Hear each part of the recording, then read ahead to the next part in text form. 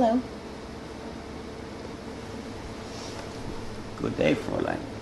I'm Michele. Einstein. Very nice to meet you. What is your spiritual name? Can't tell.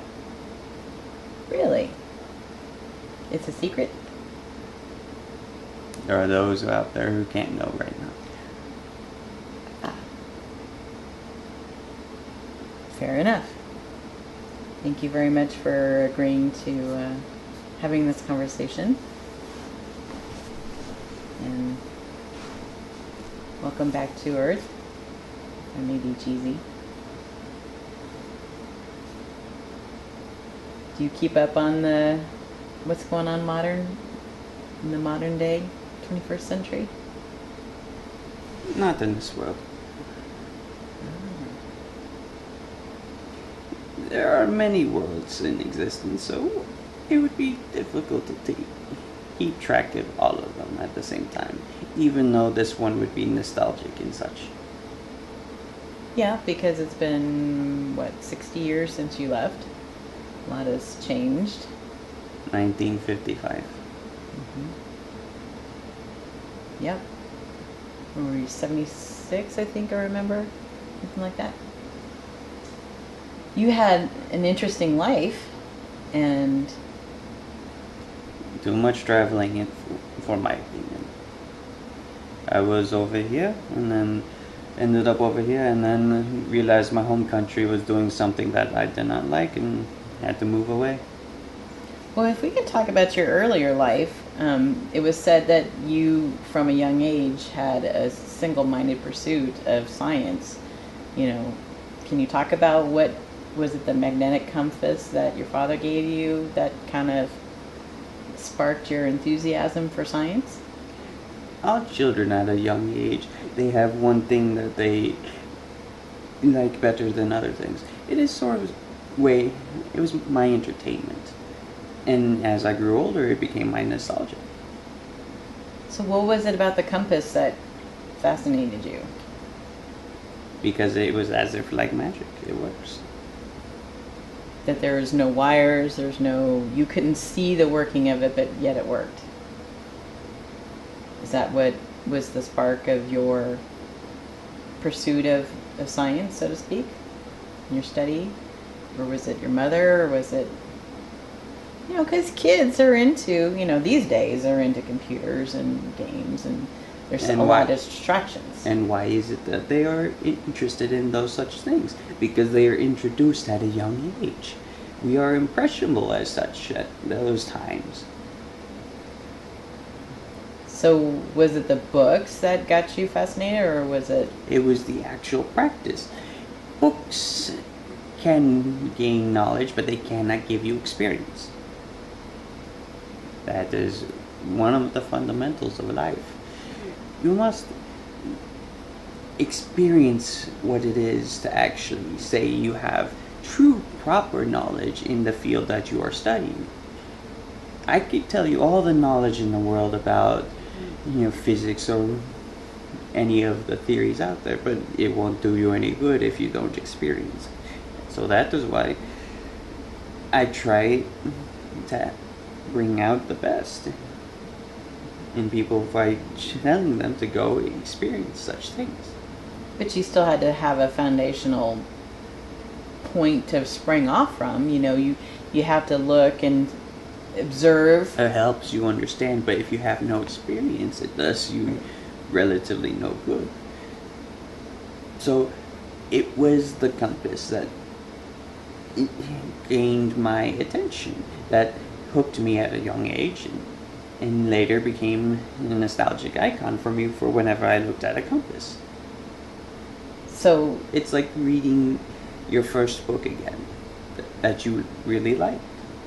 Right, you slip into that familiarity about it, and your comfort level, and the good feelings, I guess. You wouldn't reread a book that you were scared of or thought was terrible, right? It's, wearing clothing that doesn't fit you anymore just because to see if it maybe miraculously fits you again. So, what other aspects of your childhood would you say were instrumental in getting you through, your life? And was it your skill set in reading? Was it, your mother, your friends? I mean, because kids can be very distracted. It's very rare for someone to be so focused and move through the childhood with a singular passion to the disregard of childhood, of play and, spontaneity. There is one key difference between my childhood and any other childhood. It was that I had interest. You see, if you were to take a child who didn't like school and put them in a setting where they were doing something they liked or even loved, you would see miraculous results compared to what you have now in your cookie cutter society. So you are taking what is essentially a block and trying to shove it through a cylinder hole. It does not work unless you cut off the edges. So were you saying your experience in schooling, you weren't shoved into the wrong size hole? I said that I had a relative interest in what I was learning, so it kept me focused, kept me wanting more. As opposed to in today, most kids, they don't care about it because they have interests elsewhere. Right.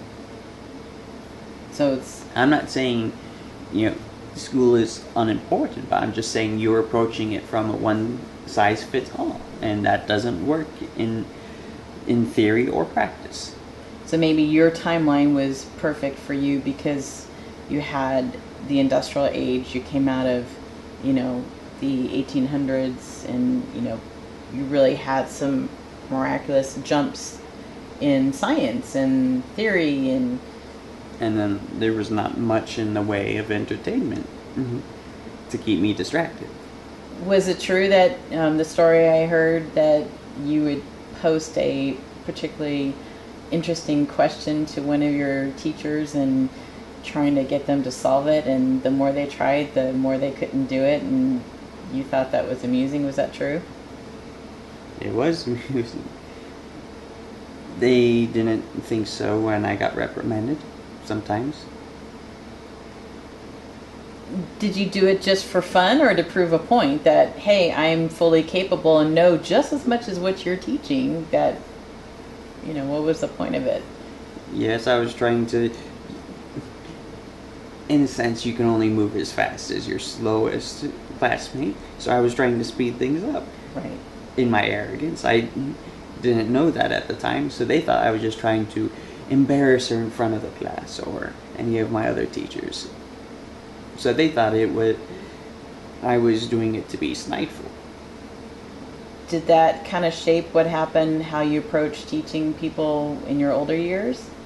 Wasn't there a quote that I remember being attributed to you that you provide an environment for your students to learn that you don't teach them? Is that kind of where you learned that from? Yes, that is true. You see, I believe that each individual has their own unique way of learning things and of how they see the world, because our viewpoints are completely different. We're in a close proximity. My viewpoint is that way, yours is this way.